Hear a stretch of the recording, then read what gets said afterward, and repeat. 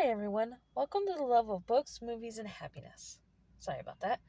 My name's April, and today we're going over Nora Roberts Blood Brothers. It's a very good book, it's part of a trilogy, and it's another pick of mine for Halloween. You can read it any time of the year, but due to its paranormal, fantasy, there's a bad guy, a little bit of romance. It's not super scary, it's not super gross. It's not overly serial killer hacking people to pieces kind of thing. So it's a good action-packed sci-fi fantasy book you can read around Halloween or any time of year for a good thrill. With a little romance mixed in as well. A very good one of her older books that she's written. It's one I definitely recommend, all three books. Blood Brothers is book 1 in the trilogy. And we meet Caleb, Fox, and Gage, 3 friends who grew up in a small town together. They were all born on the same day, but they come from very different circumstances. Gage's parents, his mom is dead. His dad is an alcoholic and abusive. Fox, his parents are very peace-loving, kind of like hippies, modern hippies pretty much. And then, of course, Caleb, he's just your more normal. His dad owns the bowling alley. Everything's normal for them up until about age 10. Since they all share a birthday together, they end up going on a camping adventure in the local woods. And while they're camping, they do a blood ceremony to become blood brothers, hence the name. But when they do that, they unleash something that they didn't expect to unleash. They do it near a rock, and they don't know that there's a history to it, and they unleash a powerful force that takes over the town. They go back home thinking that nothing happened. They get some gifts from it. There's like a wave that knocks them out. They get some gifts from it. They get dreams about things that are going to happen. They're healed. They can't be hurt. I believe one of them was wearing glasses at the time, and his vision is now 20/20. Must be nice. But there's a downside. The town is almost taken hostage for so many days. And it's like things start happening, people go crazy, evil starts happening.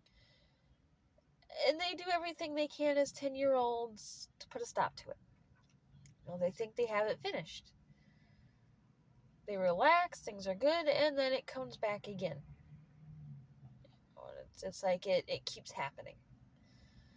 Not everyone is aware of what's going on in the town. A lot of the townspeople just don't understand it. Some have figured it out and they try to leave before everything begins. Others don't. But then the book kind of goes from there and fast forwards until they're all adults. They've all gone in their own directions. Caleb is now in charge of the bowling alley with his dad. Fox is now an attorney, and Gage is a poker player. Well, they're all having dreams, and it's all going to begin again. Now you have a author who's writing a book about different things that happen, who comes to town and wants to write a book on the town. Caleb's very protective of the town and wants to get a handle on the author and make sure she's not going to write anything that would damage the town, that kind of thing. Which is where the book really kind of takes off. I'm not going to say much more because I really don't want to give it away. Except that I would say if you enjoy a good, witty romance where they don't necessarily like the fact that they click right away, well, then this is a book for you also. You've got an evil in it, you've got romance, you have confusion over feelings, you have a mystery, great conversation. It's not overly, overly sex filled. It's gonna have some sex in it, but it's not extreme.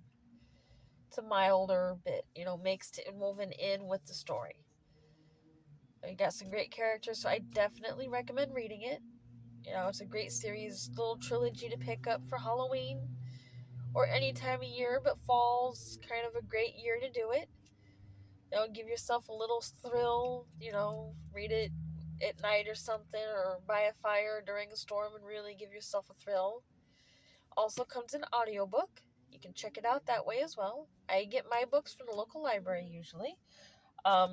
You can get them at bookstores, on Amazon, on her website, noraroberts.com, or you can look for her website. It might be different actually. You can also check out any other books. Until next time, let me know which ones you enjoy. If you like this trilogy, if you've read it, or if you haven't, leave a comment after you have and let me know what you think of it. I'm always happy to have a little chat about books, and if you like this video, feel free to check out my other video. I will be adding more videos as we go. I will be getting the other 2 books in this trilogy and reviewing those next. So until next time, guys, keep reading.